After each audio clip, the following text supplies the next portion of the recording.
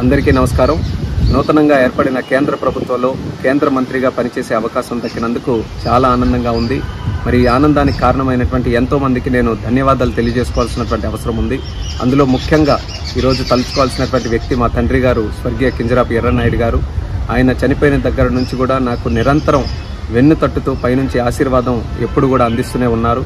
అలాగే ముఖ్యంగా మరి నాన్నగారు చనిపోయిన దగ్గర నుంచి హక్కును చేర్చుకొని నాకు నిరంతరం గైడెన్సు సపోర్టు అన్నీ ఇస్తున్నటువంటి మా అధినాయకుడు నారా చంద్రబాబు నాయుడు గారు, అలాగే నాకు సోదరుడు భావంతో చూస్తున్నటువంటి మా లోకేష్ అన్న గారు, అలాగే పవన్ కళ్యాణ్ గారు, అలాగే మన నరేంద్ర మోదీ గారు, మరి ముఖ్యంగా మా బాబాయ్ అచ్చెన్నాయుడు గారు, మా కుటుంబ సభ్యులు, మా అమ్మ, అలాగే మా సతీమణి అందరూ కూడా ఎన్నో త్యాగాలు చేసి ఈరోజు నేను 3 సార్లు గెలవడానికి కారణమయ్యారు. మరి ఈరోజు ఇంత స్థానంలో ఉన్నానంటే దానికి ప్రత్యేకమైనటువంటి కారణం మా శ్రీకాకుళం జిల్లా ప్రజలు. మీరు నా మీద చూపిస్తున్నటువంటి ప్రేమ అభిమానం ఎంతవరకు తీసుకొని వచ్చిందో ఈరోజు ప్రత్యేకంగా మీరందరూ కూడా చూస్తున్నారు. దానికి మా శ్రీకాకుళం జిల్లా ప్రజలందరికీ కూడా శిరస్సు వంచి పాదాభివందనం తెలియజేసుకుంటున్నాను.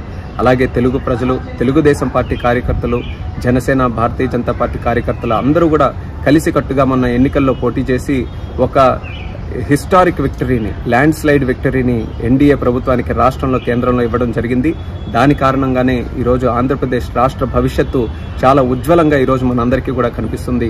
అందులో పనిచేసే అవకాశం ఈరోజు చంద్రబాబు నాయుడు గారి నేతృత్వంలో, మోదీ గారి నేతృత్వంలో మాకు కలగడం అనేది మా అదృష్టంగా భావిస్తున్నాం. ఈ పదవి మా ఒక్కరిదే కాదు, ఆంధ్రప్రదేశ్ రాష్ట్ర ప్రజలదనేది మళ్ళీ గుర్తు చేస్తున్నాను. ఈ 5 సంవత్సరాలు కూడా తెలుగుదేశం పార్టీ మీ అందరికీ కూడా తెలిసిందే, గత 40 సంవత్సరాలుగా తెలుగు ప్రజలు ఎక్కడ ఉన్నా, ఏ కష్టాల్లో ఉన్నా వాళ్ళ కోసం మేము పనిచేస్తూ వచ్చాం.